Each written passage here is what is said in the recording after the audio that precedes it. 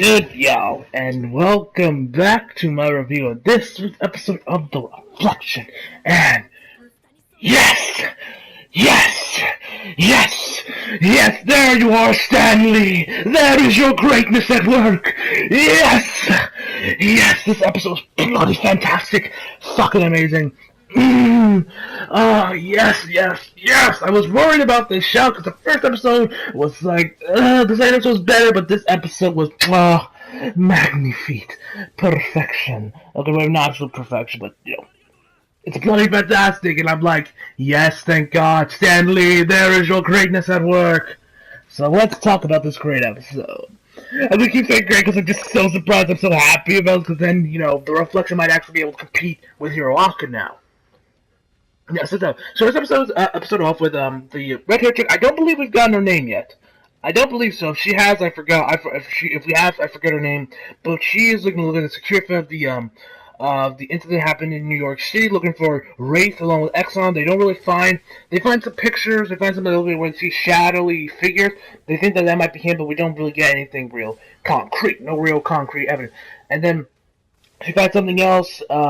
She's doing more digging. She finds actually during around the New York incident, there's actually a bunch of people that went missing. So that's pretty much where the majority of the episode goes off. It's her going to Dayton, Ohio, and trying to figure out what she can find, trying to locate Wraith. Who this character is, and then so while she's drinking her tomato juice after Exxon leaves, her apartment catches on fire somehow. So she leaves, so she teleports out there. Exxon.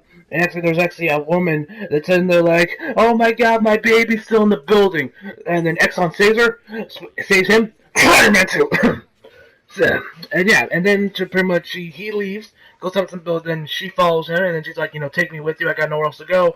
And it's like, oh, they want you dead, so you'd be better off just, not go with me. But she's like, I got nowhere to go, you're taking me with you. And they ask her, like, do you have a... Sorry guys, my dad's calling me. We're leaving now to go to Lancaster and Palmdale. So yeah, I'll be right back after you. I'll come back once I'm back home. See you guys. Alright guys, I'm back. My dad was actually calling me. He was actually calling my brother. And okay, back to what I was saying. So yeah, they take a car. So she asks him if she has a car, which she does, an all beat up pickup truck, and they pretty much just go to Dayton, Ohio. They go there and interview some people, trying to find, any leads.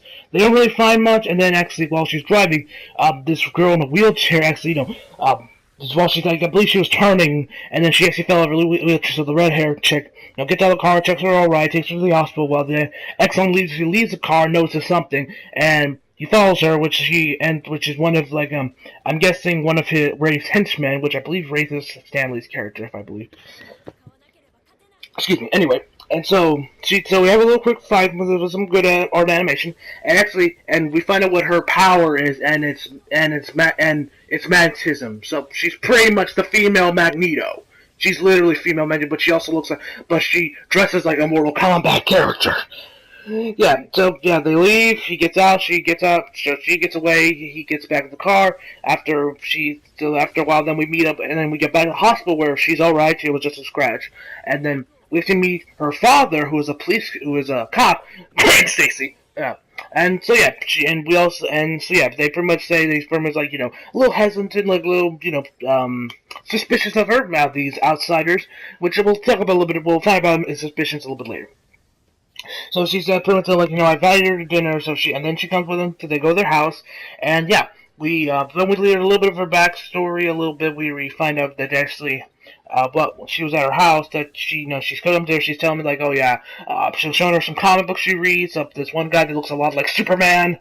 I believe his only power is that he can fly. I forget what the comic was called, as well as we also see this robot on the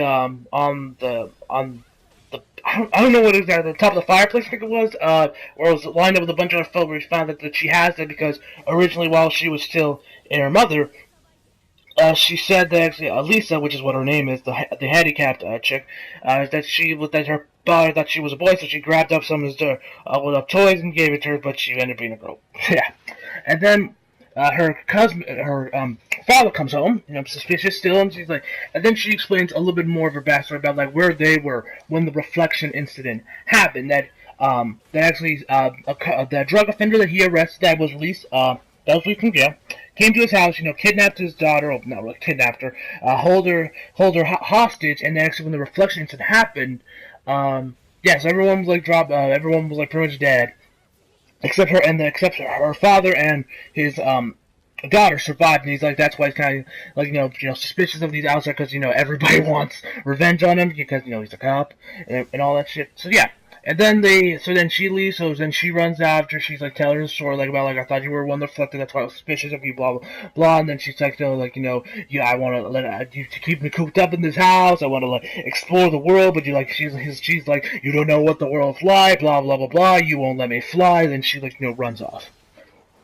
And then she leaves. Then the regular chick leaves with Exxon. They get in the car, but then they turn back after. I believe they had a conversation or something. Then they turned back, heard something, and then actually then the house was actually broken in. Magneto over there kidnapped her and her father, along with one of her henchmen, who looks suspiciously a lot like the Blob. Seriously, there's so many people that look like X-Men characters in the show. And so then we have this little interrogation technique where it's like, the Blob dude puts his foot on the Lisa's leg. She's handicapped, so she can't feel, but she's like, oh yeah, it's gonna mess up, it's gonna hurt your father. And then he does the same thing to his father. He uses the same thing, like, oh yeah, this is gonna hurt your daughter, blah blah blah blah. After a while, he like splits himself apart. That leaves like these like spinning things, like spinning blades. I don't really know what the hell they're called. And then grabs her, and then tries to drop her in there, to slice her up. And X-Men manages to save her. Then we have some quick fight scene with that. But after a while, so then, as well as the radar chick, I don't think we've ever gotten her name yet. And then she's like saves her, uses her teleportation. And then after a while, actually, then she's like crawling back to her wheelchair to get back. So she's crawling over there while the Blob is over there chasing her. The Magneto over there, like use her magnetism over there to like capture the chick and wrap her in some metal bars. She tries to grab her, which then she turns into, and then she grabs her wheelchair, then she actually turns into that toy robot that we saw at the beginning of the show. Around the beginning, that's when we first met her, when they went to their house. And yeah, she pretty much just, takes care of them, saves her father, and yeah, pretty much says, like, I have these powers, and then pretty much after that, she tells her father, like, I have these powers, I'm gonna try and use them for good, see what I can go with these powers. So then she leaves. And that's pretty much where the episode ends. And also, while we were also there, we also saw a little bit more of those Japanese girls, but nothing really happened. They were just talking about the New York incident. I'm really curious with these Japanese girls. They kind of get like more support. They have like a good 2 minutes of screen time, like almost every episode for some reason. I guess we're gonna see a little bit more of them maybe next week, or maybe I don't know. Curious about these Japanese girls. Anywho, that's when the episode ends.